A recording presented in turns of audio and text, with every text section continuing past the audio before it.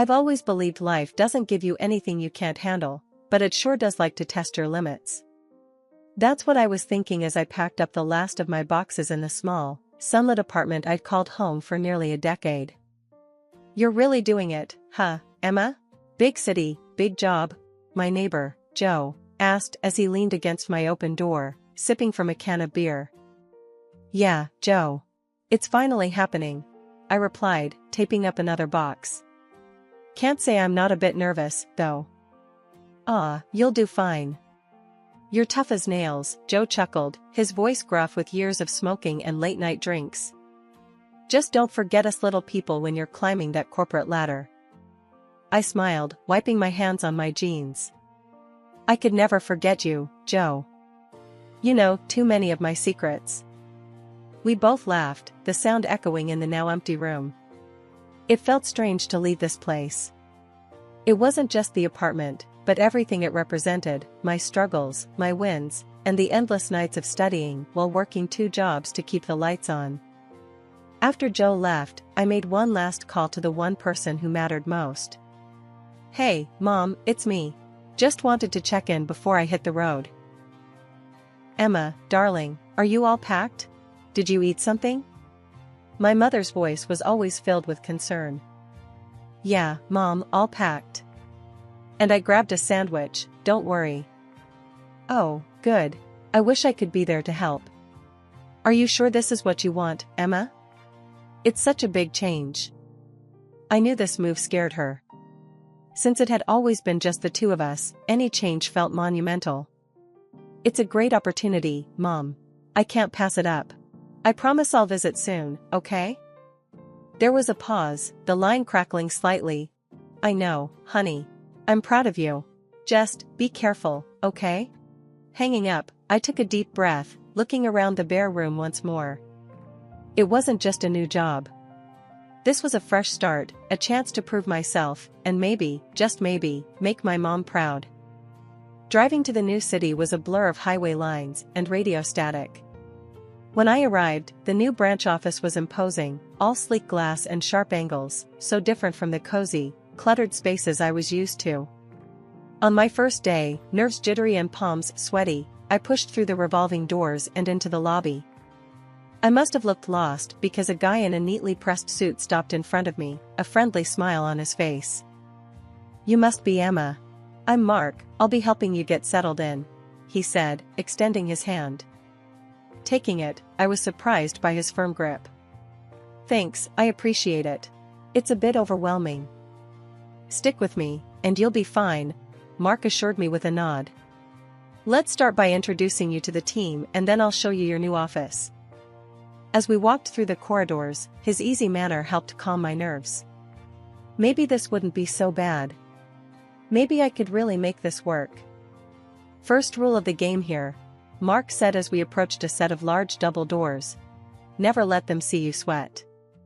I laughed, more at ease than I'd been all morning. Got it. No sweating.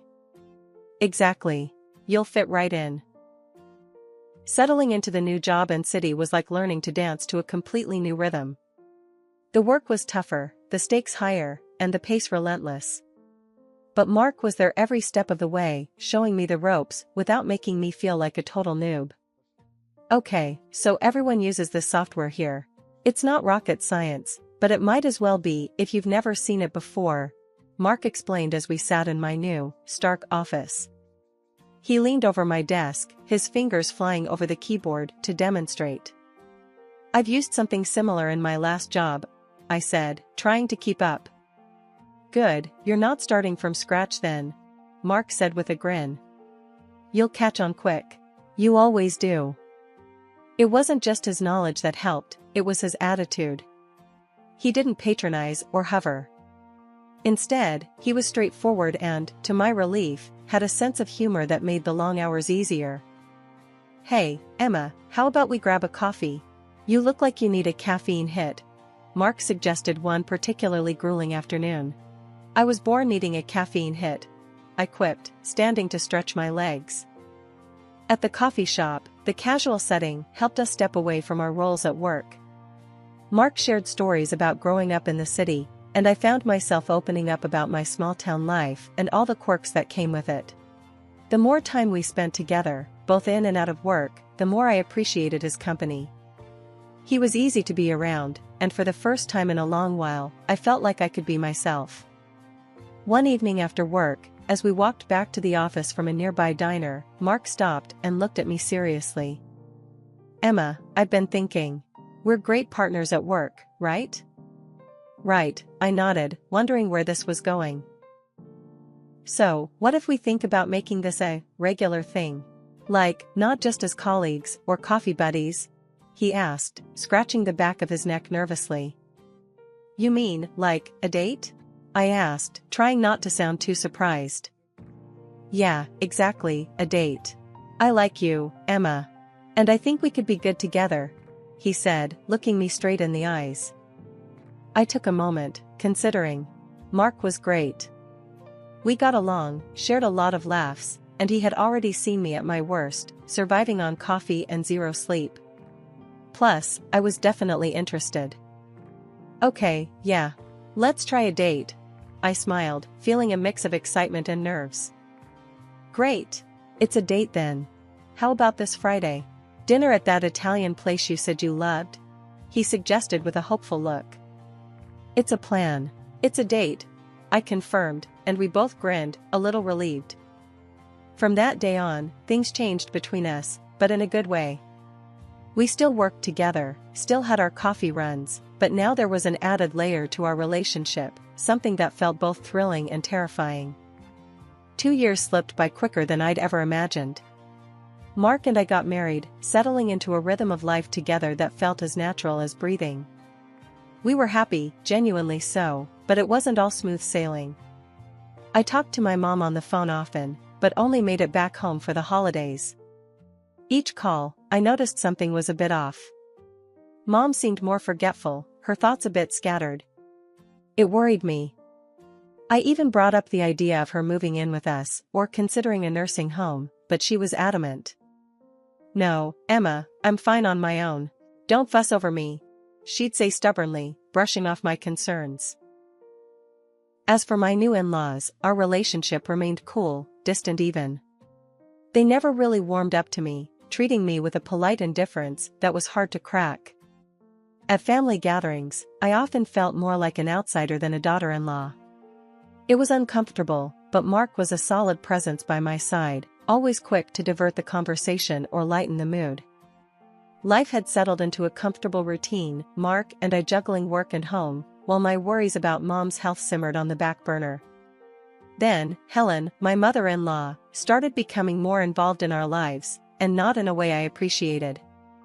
It started innocently enough, a phone call here and there, asking if we could pick up some groceries for her since we were already out shopping. "Hey Emma, could you grab me some of that bread I like? Oh, and maybe some of that fancy cheese you got last time? I'll pay you back, promise," she'd say, her voice always upbeat, but somehow it felt forced. "Sure, Helen. No problem," I'd reply, trying to keep the peace and make an effort. But the grocery lists grew longer, and the promises to pay back soon just stopped coming. One day, after I came home tired from a long day at work, I found Mark in the kitchen, sorting through a pile of receipts. "What's all this?" I asked, dropping my keys on the counter. "It's from my mom," Mark said, not looking up. "Your mom? What do you mean?" I frowned, picking up a receipt. It was for a dinner at a high-end restaurant, a dinner I didn't attend. "She's been asking me to pay for a lot of stuff." "She asked you too, hasn't she?"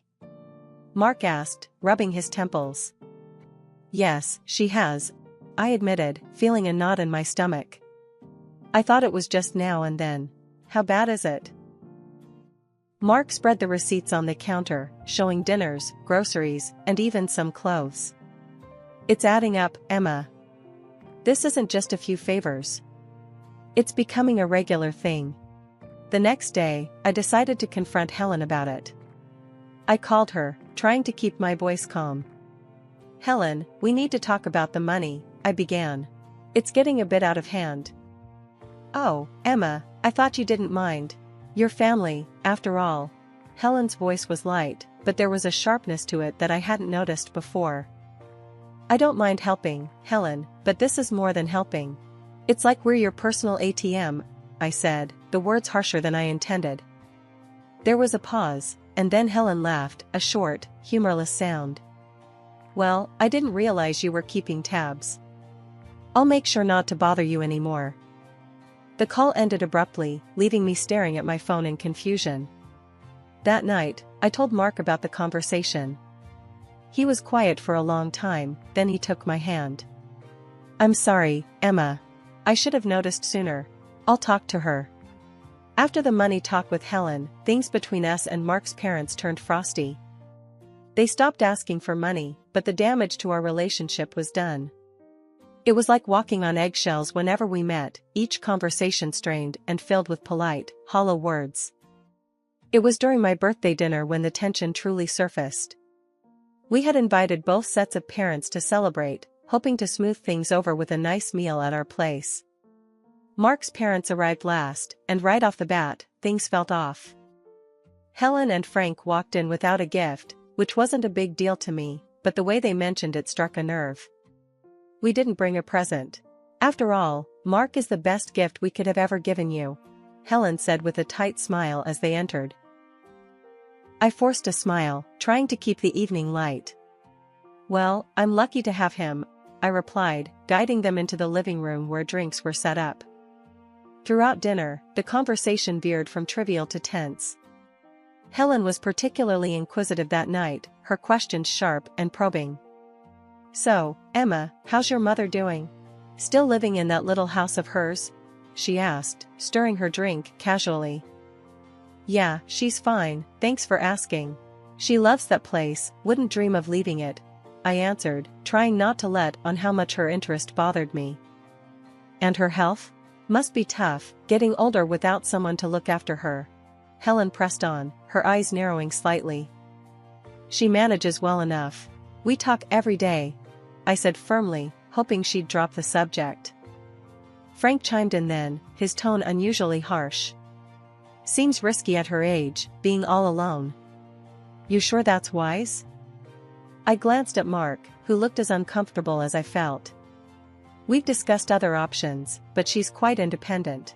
Thanks for your concern, though, he interjected, trying to steer the conversation elsewhere. The rest of the evening passed with a palpable undercurrent of tension. After the meal, while we were having dessert, Helen continued her interrogation under the guise of casual conversation. Must be hard, balancing a career and worrying about an aging parent, she remarked, looking at me pointedly. It is, but it's nothing I can't handle, I said, my voice colder than I intended. We do what we have to do, right? Of course, dear, Helen replied, her voice dripping with insincerity. Just make sure you're not biting off more than you can chew. The moment they left, the relief was tangible. Mark let out a deep breath, running his hands through his hair. I'm sorry about that. I don't know why they were acting like that, he apologized, looking genuinely upset. It's okay, Mark. It's not your fault, I assured him, though inside, my mind raced with anxiety. Why was Helen so interested in my mom all of a sudden? What was she getting at? The phone rang early on a Saturday morning, slicing through the quiet like a siren in the night. Groggy and a bit annoyed, I fumbled for the phone on the nightstand, knocking over a glass of water in the process. Hello? I mumbled, still half asleep. Emma, honey, you have to come get me. They've taken everything. I don't know what to do. My mom's voice came through, frantic and shaky. I sat up straight, instantly awake. Mom, slow down. What happened? Who took what? It's the house, Emma. The bank, they've sealed it off. I can't get any of my things. They said I owe them money, so much money. I don't understand. Her voice cracked, and I could hear the fear in every word. My heart pounded. Okay, I'm coming. Just stay where you are. Where are you? I'm in the hospital. They brought me here last night. They thought I was having a stroke, but it was just my blood pressure. It shot right up, Emma. I was so scared. I'm getting the next flight out. Mark will come with me. We'll figure this out, I promise. Hanging up, I turned to find Mark already sitting up, concern etching his face. What's going on? He asked. It's my mom. Something terrible has happened. We need to go to her. Now, I said, throwing the covers off and starting to pack a bag with shaking hands. Mark was on his feet in an instant, pulling clothes from drawers without a word. We were a team, and right then, I'd never been more grateful for his support. The flight was a blur of worry and whispered plans. As soon as we landed, we raced to the hospital where my mom was staying. Seeing her in that hospital bed, pale and frightened, was like a punch to the gut. She looked so small, so vulnerable. Emma, oh thank God. She sobbed as I rushed to her side. I'm here, Mom. It's going to be okay, I soothed, holding her hand tightly. She clung to me, then looked over at Mark. Thank you for coming, both of you. I'm so sorry to drag you into this. It's no trouble, Sophie. We're here to help, Mark reassured her, his voice steady. Once we had calmed her down, I gently prodded for more details. Mom, tell us exactly what happened. Start from the beginning. Taking a deep breath, she explained. A few months ago, someone called. They said they were from my bank and that I had an unpaid loan. For your education, they said. It was so much money, Emma. They told me it was $50,000. I didn't know what to do. My stomach twisted. But, Mom, you didn't take out any loan for my education. It was all scholarships and your hard work. I know, honey, I know that now. But they were so convincing. They knew where you went to school, when you graduated. I got scared. They said they could help me take out a loan to cover it, so I did. I didn't want to bother you with it. My fists clenched. What happened then? A week later, I got an email. It said I'd won the lottery, $500,000. I thought it was a miracle. I thought I could pay off the loan and still have enough left over to finally retire comfortably. They said I just needed to pay some taxes on it first, $80,000. So, I took out another loan. Mom, no. I whispered, horror dawning on me. She nodded, tears streaming down her face. I know, I was a fool. There was no lottery, Emma. It was all a scam. Now the bank has taken everything. I owe more than $150,000, including fines and penalties, and I don't have a penny to my name. Anger surged through me, hot and fierce. We'll get to the bottom of this, Mom. Whoever did this to you, we'll find them. Mark and I were shell-shocked. The phone calls, the emails, and the cascading deceit, it was all too much. But we were clear on our next step, we needed to report this. We drove to the local police station, the morning air feeling unusually crisp as if it too sensed the turmoil. At the station, we sat down with Detective Martinez, a no-nonsense type who'd seen more scams than she could count. We explained everything, how my mom was duped into believing she owed a huge loan, how she thought she'd won the lottery, and every detail leading up to her financial ruin. Martinez listened, her expression growing tighter with each word. We'll start by tracing the phone numbers and the email address used in the scam. These guys mess up somewhere, they always do, she said, tapping away at her computer. A few intense days later, Martinez called us in. Her office felt colder than I remembered. We've made a breakthrough, she announced, her voice grim. The account where your mom sent the money, it's registered to a familiar name. Mark and I exchanged puzzled glances. Familiar how? He asked. It's registered under your mother's name, Helen, Martinez revealed, her eyes locked on Mark. The room spun. It couldn't be.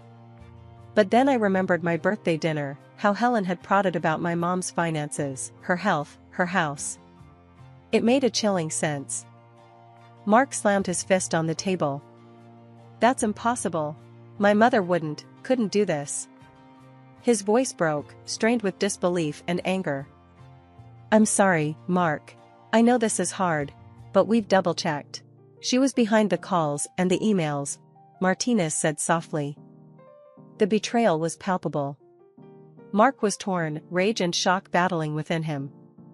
We need to confront her. We need to hear it from her, he said finally, his voice steel. As we arrived at his parents' house, I noticed a shiny new car in the driveway and my stomach turned. They were living it up while my mom was drowning in despair and debt.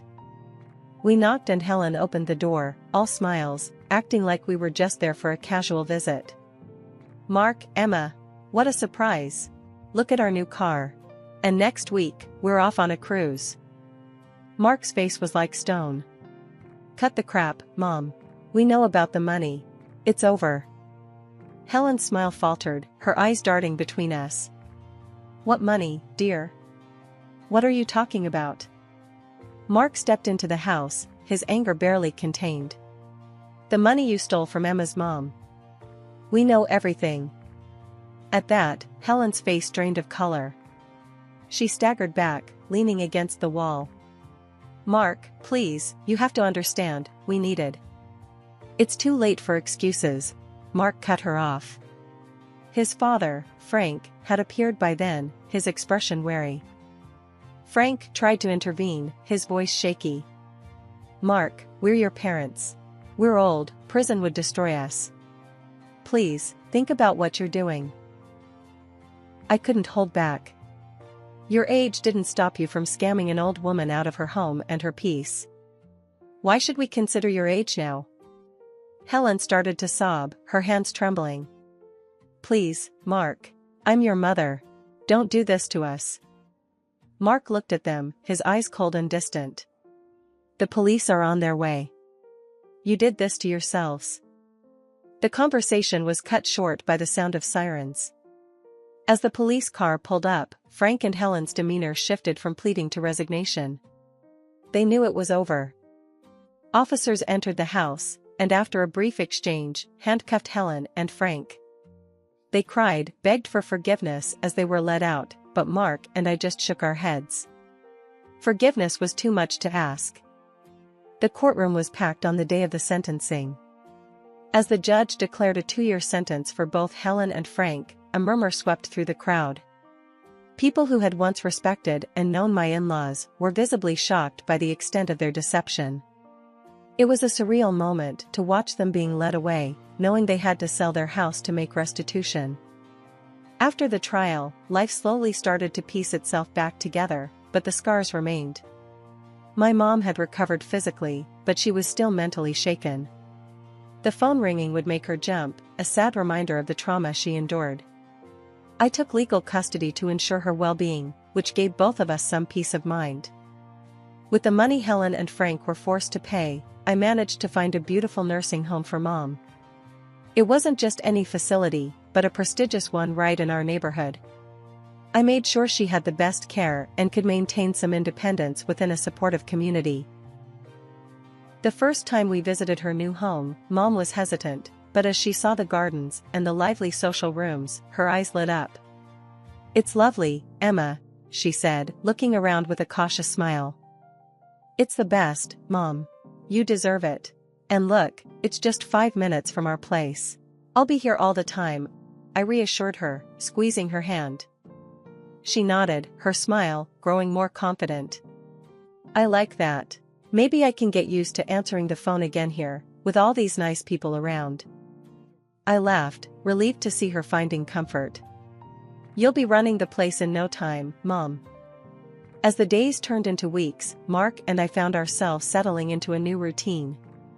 We were expecting our first child, a beacon of hope after a stormy period. The joy of impending parenthood brought us closer, and I often found myself marveling at how Mark stood by me through everything. His unwavering support was my rock. One quiet evening, as we sat in our living room, Mark wrapped an arm around me. How's your mom today? Settling in still? She's good, getting better at making friends. And she started a little garden project, I replied, resting my head against his shoulder. That's great. She's strong, like her daughter, he said, kissing the top of my head gently. Our lives had changed irrevocably. There was no more contact with Mark's parents, that bridge was burned for good. Yet, in its ashes, we found the strength to rebuild. We focused on the future, our family, and all the love that remained unshaken by the past.